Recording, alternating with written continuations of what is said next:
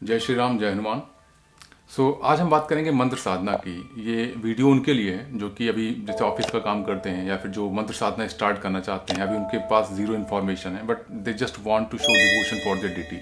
अपने गॉड के लिए वो अपना डिवोशन एक्सप्रेस करना चाहते हैं, या किसी भी बेनिफिट के लिए, फाइनेंशियल हो गया, हेल्थ हो गया, या मेंटली अगर स्ट्रेसफुल कंडीशन है या नकारात्मकता घर में कहीं उनको फील हो रही है। जस्ट बिगनर्स के लिए ये वीडियो है। ओके, नंबर वन थिंग, अगर आप मंत्र साधना करना चाहते हैं, किसी भी डेटी या किसी भी ईश्वर या किसी भी देवता की आप मंत्र जाप करना चाहते हो या साधना को स्टार्ट करना चाहते हैं, सबसे पहला जो स्टेप होता है वो संकल्प होता है। अगर आपके पास गुरु नहीं है तो सबसे पहले आप संकल्प लीजिए कि मेरा गुरु जो है आदि शिव है, क्योंकि शिव जी जो है वो सभी के गुरु हैं।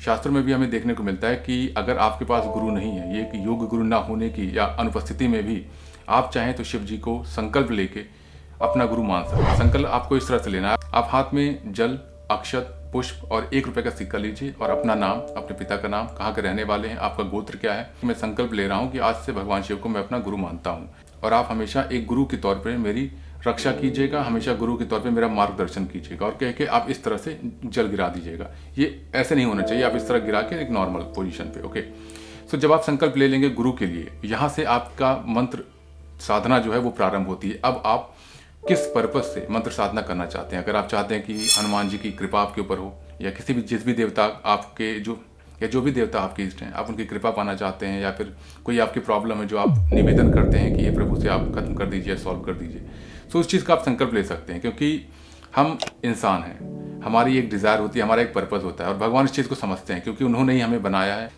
आप उनसे झूठ नहीं बोल सकते कि आपका पर्पज़ क्या है। सबसे पहला स्टेप होता है कि आप ये समझिए कि आपको मंत्र साधना करनी क्यों है। अगर आप चाहते हो कि नहीं, हनुमान जी का या किसी जो भी देवी देवता उनका हमें हमेशा कृपा मिलती रहे हमारे परिवार पे, तो आप केवल उनकी कृपा के लिए मंत्र साधना शुरू कर सकते हैं। अब गुरु बनाने के बाद मंत्र साधना जो होती है वो 21 दिन या 41 दिन की होती है प्रारंभिक। यहाँ पर आपको दोबारा संकल्प लेना है। पहला संकल्प गुरु के लिए है। अगर जिनके पास गुरु है उनको गुरु के लिए संकल्प लेने की आवश्यकता नहीं है, क्योंकि वो ऑलरेडी ले चुके होंगे। अगर नहीं है तो आप पहला संकल्प गुरु के लिए लीजिए और फिर एक दिन डिसाइड करिए, जैसे कि मंगलवार, आप अगर हनुमान के भक्त हैं मंगलवार, आप शिव जी के भक्त हैं तो सोमवार, आप अगर माँ दुर्गा के भक्त हैं, काली के भक्त हैं तो आप फ्राइडे से स्टार्ट कर सकते हैं। इस तरह से आप एक दिन चुनिए और उस दिन से संकल्प दोबारा लीजिए। संकल्प की विधि सेम रहेगी। आपको हाथ में जल, पुष्प, अक्षत और 1 रुपए का सिक्का लेना है और इस प्रार्थना के साथ कि मेरा नाम ये है, मेरे पिता का नाम ये है, मेरा गोत्र ये है, मैं यहाँ का निवासी हूँ और आज से मैं 41 दिन के लिए मंत्र साधना करने जा रहा हूँ। हे गुरुदेव, आप हमेशा मेरे साथ रहिएगा, कोई त्रुटि हो मुझे क्षमा करिएगा।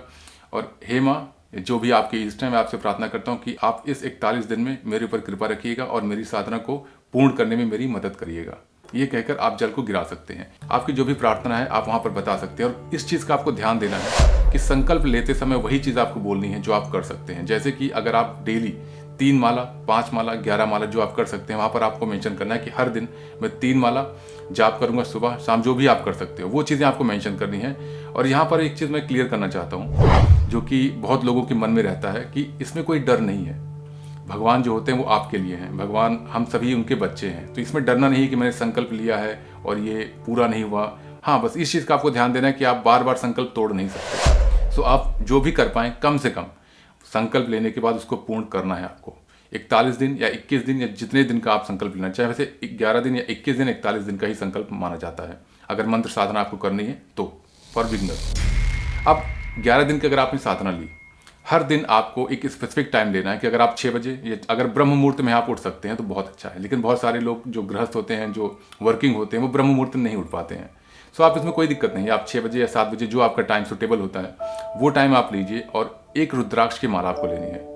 रुद्राक्ष की माला, आसन, ये सारी चीज़ें आपको इकट्ठा करनी है। मैं आपको डिटेल्स बता देता हूँ। जैसे आपने संकल्प ले लिया, अब संकल्प लेने के बाद आपको सबसे पहले तो आसन की जरूरत पड़ेगी। एक लाल आसन, ऊनी आसन हो बहुत अच्छा है, नहीं तो एक लाल आसन आप मार्केट से ला सकते हैं और वो आसन आपका अपना आसन होगा, किसी से शेयर आप मत करिए। आप परिवारजन हैं तो आप केवल उस आसन पे 11 दिन 21 दिन जो आप साधना करते हैं वो आपका हो जाता है।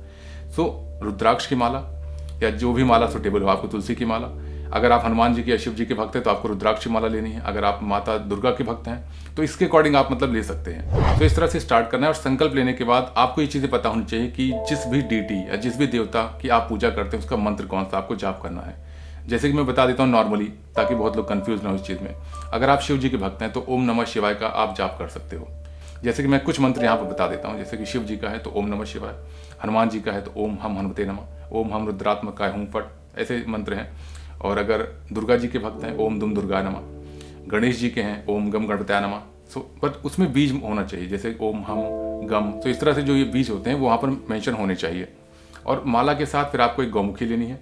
जैसे कि ये गौमुखी है कि इसमें बहुत ज़रूरी है, इसमें इस तरह से आप अंदर हाथ डालते हो, माला अंदर रहती है, तर्जनी उंगली जो है वो बाहर रहती है। आपको इस तरह से मंत्र जाप करना है, ये बहुत ज़रूरी है, क्योंकि जब आप मंत्र का जाप करते हो तो कोई भी देखता है तो कहीं ना कहीं उस ऊर्जा का डिस्ट्रीब्यूशन हो जाता है। तो ऐसा माना जाता है, शास्त्रों में कहा जाता है कि जब आप मंत्र का जाप करते हो तो उस माला को किसी को देखना नहीं चाहिए। अगर आपके पास गौरमुखी अभी नहीं है तो आप किसी भी चीज़ में उसे आप छिपाकर मंत्र का जाप कर सकते हैं। जितनी कम से कम नज़र पड़े उतना अच्छा है।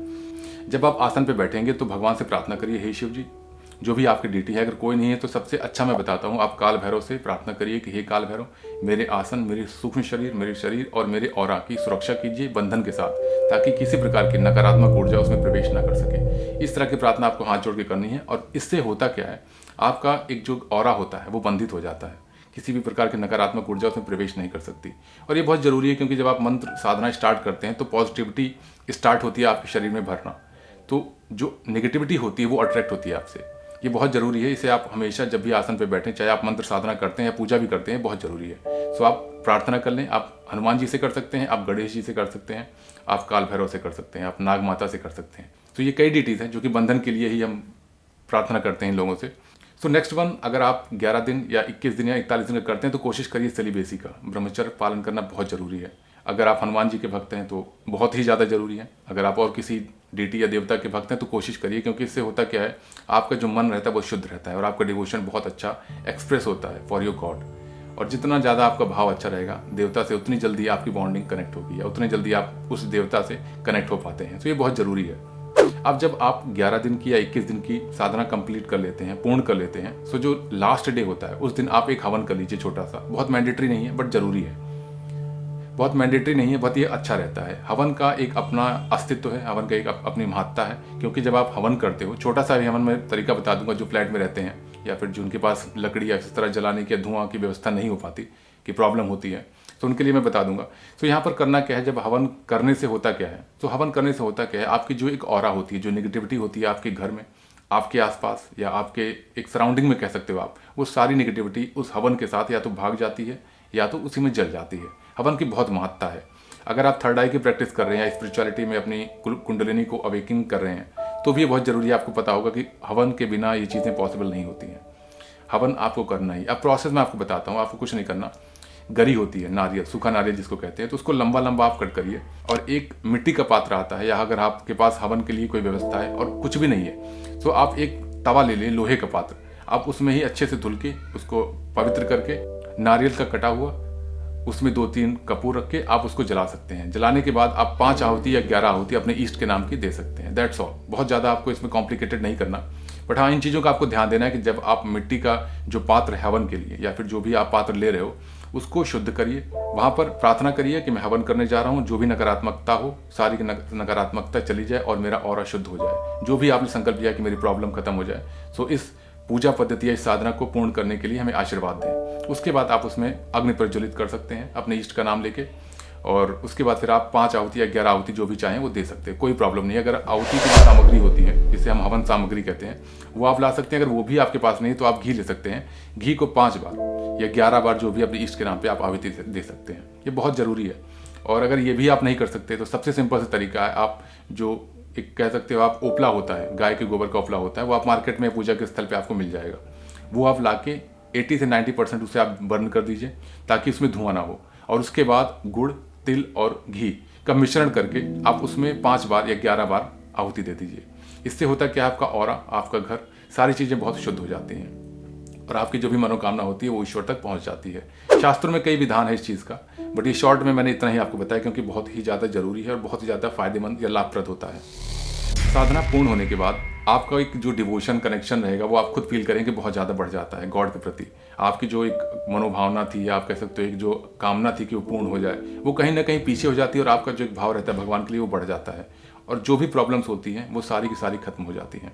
क्योंकि मेरे साथ भी यही हुआ है, मेरी स्टोरी है, मैंने चैनल पर डाल रखी, आप देख सकते हैं कि जो चीज़ें इम्पॉसिबल थी, अगर देखा जाए सर्जरी के लिए रिकमेंडेड था, वो ख़त्म हो गई बिना सर्जरी के। तो बहुत ही ज़्यादा पावरफुल हैं हनुमान जी के लिए, इसलिए मैं हमेशा मानता हूँ, क्योंकि वो हैं तो सब कुछ है। इंसान कितना भी पैसा कमा ले, कुछ भी कर ले, उसकी हेल्थ या कुछ चीज़ें जो होती हैं उसके कंट्रोल में नहीं होती हैं। वहाँ पर स्पिरिचुअलिटी बहुत ज़रूरी है। स्पिरिचुअलिटी से आप स्ट्रेस फ्री रहते हैं, आप हमेशा उस गॉड में विलीन रहते हैं, और कहीं ना कहीं आपको कॉन्फिडेंस रहता है कि कोई मेरे साथ है। तो जब आप साधना खत्म कर लेते हैं, आप चाहें तो इस जर्नी को बढ़ा सकते हैं। इससे फ़ायदे क्या है वो मैं आपको बता देता हूँ। अगर आप कंसिस्टेंटली 3 to 6 मंथ्स ये प्रोसेस फॉलो करते हैं, आपने संकल्प लिया है, दैट्स इट, वहाँ ख़त्म है। बट आप मंत्र जाप निरंतर आप करते रहिए। 6 महीने भी अगर आपने किया, 3 से 6 महीने, तो इससे होता क्या है, जब आप जाप करते हो तो वो जाप आपके नाभि पे स्टोर होता है। बहुत डिटेल में मैं इस वीडियो में नहीं बता सकता क्योंकि वीडियो लंबी हो जाएगी।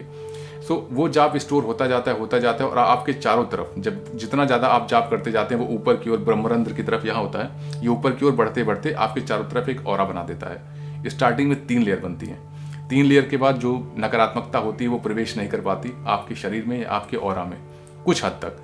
लेकिन जब आप कंसिस्टेंटली मंत्र जाप को बढ़ाते जाते हैं तो 12 लेयर बन जाती है आपके चारों तरफ, अलग अलग कलर की।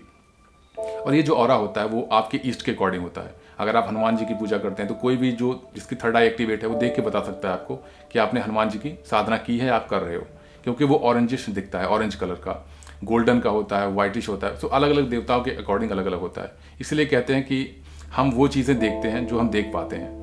जो स्पिरिचुअली काफ़ी ज़्यादा एक्टिवेट है, जिसकी कुंडलिनी जागृत है और थर्ड आई पे काम कर रहा है या फिर थर्ड आई से देख सकता है, वो आपको देख के बता सकता है कि आपकी कुंडलिनी कहाँ तक उठी है और कहाँ तक चीज़ें एक्टिवेट हैं, क्या क्या आपके साथ है, कौन से देवता आपके साथ हैं। सो स्पिरिचुअलिटी बहुत पावरफुल है।